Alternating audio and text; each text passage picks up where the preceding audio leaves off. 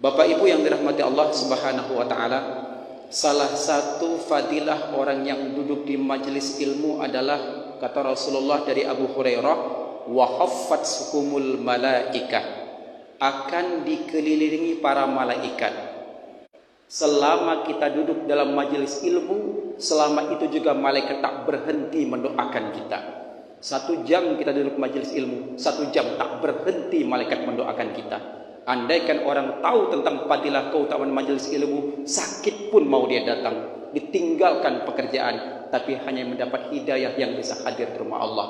Semoga kita istiqomah di jalannya, amin ya rabbal alamin. Dan akan terciptalah silaturahmi di antara kita dengan hadir majelis ilmu. Sebab kalau silaturahmi ini tidak tercipta, ada satu kaul mengatakan tidak akan sempurna hablum minallah jika hablum minannasnya tidak tercipta dengan baik.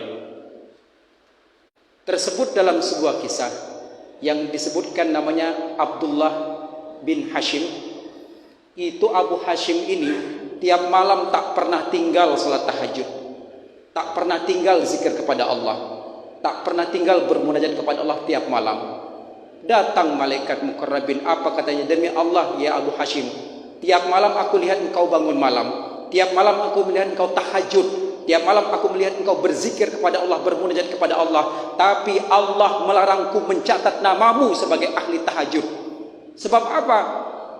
Kau fokus dengan ibadah, tetanggamu kelaparan tak kau pedulikan, tetanggamu sakit tak kau perhatikan. Kau fokus ibadah kepada Allah, dengan manusia kau tidak baik. Maka inilah tanda manusia yang ahli ibadah tapi rugi di mata Allah Subhanahu wa taala. Sering terjadi di antara kita fokus sholat tapi dengan keluarga tidak pernah akur. Rajin baca Al-Quran tapi perkataan sering menyakiti manusia. Tiap hari Senin Kamis puasa tapi tidak mau sedekah. Kita fokus ibadah kepada Allah tapi dengan manusia tidak baik, maka cacatlah semua amalan yang kita lakukan selama ini. Tanda ibadah kita diterima Allah Subhanahu wa taala, kita baik kepada manusia. Kalau kita rajin sholat dengan keluarga tidak akur, hati-hati. Rajin baca Al-Quran, maka berkata ulama, orang yang baik itu bukan berarti dia rajin sholat. Orang yang baik itu bukan berarti dia rajin baca Al-Quran. Orang yang baik itu bukan berarti rajin puasa Senin Kamis. Tidak, itu namanya hablum minallah. Itu kewajiban tugasnya amalan baik kepada Allah. Orang yang baik itu khairun nas anfa'uhum linnas. Keberadaannya sangat bermanfaat bagi manusia. Maka sering terjadi di antara kita, dia rajin sholat dengan keluarga tidak baik, banyak terjadi. Baca Al-Quran rajin, perkataan sering menyakiti manusia. Senin Kamis puasa tak pernah tinggal, tiap malam tahajud dia tak pernah tinggal.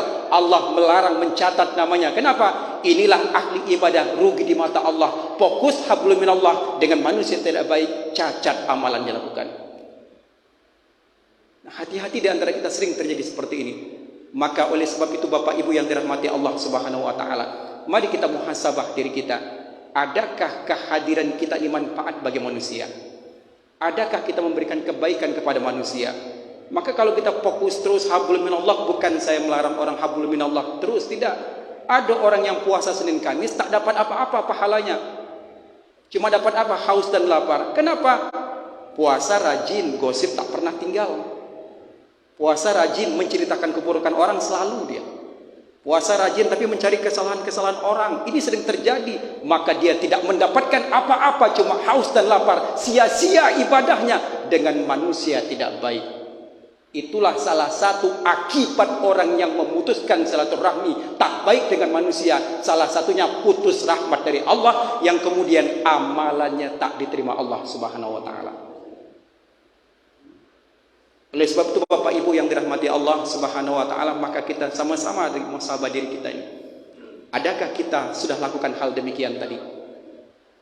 Adakah sudah kita melakukan hal demikian tadi? Kalau sudah terjadi pada diri kita, maka kita sudah termasuk yang disebut dalam kisah Abu bin Hashim, ahli ibadah yang rugi di mata Allah Subhanahu wa taala. Terus bagaimana yang terakhir nih? Bagaimana kalau kita memutuskan silaturahmi kepada orang yang jahat kepada kita, Ustaz? dia jahat, dia bajingan, dia bejat. Saya tidak mau, saya takut tertular, saya tidak mau silaturahmi dengan dia. Maka dalam Islam, dalam hal seperti ini, walau bagaimanapun memutuskan silaturahmi itu haram. Artinya apa dalam Islam? Bencilah sama dosa, tapi jangan benci dengan pendosa. Bencilah dengan perbuatannya, tapi jangan benci dengan orangnya. Kalau kita benci dengan orang, berarti hati kita yang ada penyakit, kita yang ada masalah. Ini sering terjadi. Siapa yang tak pernah berbuat salah? Sudah cukup Allah menutupi kesalahan kita. Jangan buka aib orang lain lagi. Maka dalam hal seperti ini kita simpulkan yang terakhir, kita jangan pernah memutuskan silaturahmi, apapun itu. Soal dia memutuskan itu hubungan urusannya kepada Allah. Yang jelas kalau dia sudah memutuskan, hubungan kita terus berbuat baik. Kewajiban kita berbuat baik terus berbuat baik. Maka inilah tanda ibadah kita diterima Allah, kita baik kepada sesama. Kalau tidak baik, berarti ibadahnya bermasalah. Dan tanda ibadah diterima Allah, dia baik kepada sama. Kalau tidak baik, maka ibadahnya bermasalah. Ahli ibadah yang rugi di mata Allah, dia fokus hablum minallah, tapi dengan manusia tidak baik, maka inilah termasuk orang yang paling rugi nanti di akhir kiamat. Maka ibu, bapak yang dirahmati Allah, cukup pada pertemuan yang singkat ini saya simpulkan. Yang pertama, istiqomalah kita dalam majelis ilmu. Yang kedua, kita jaga hubungan kita kepada manusia. Mudah-mudahan dengan jaga hubungan dengan manusia, baik juga hubungan kita kepada Allah. Tanda sempurna hablum minallah, kita saling bersilaturahmi kepada manusia. Semoga dengan silaturahmi Allah sambungkan juga silaturahmi kepada kita semua. Yang memutuskan silaturahmi, Allah putuskan juga silaturahmi dengan hamba. Allah langsung menyatakan dalam hadis kursi, jangan sampai kita putus rahmat dari Allah gara-gara kita putuskan silaturahmi kepada sesama manusia. Demikian kajian yang singkat ini, semoga Allah istiqomahkan hati kita. Dan kepada Allah saya mohon ampun, kepada hadirin saya mohon maaf. Kita tutup dengan zikir kafaratul majelis. Subhanallah wa bihamdika asyhadu an la ilaha illa anta astaghfiruka wa atubu ilaik. Akhirul kalam, assalamualaikum warahmatullahi wabarakatuh.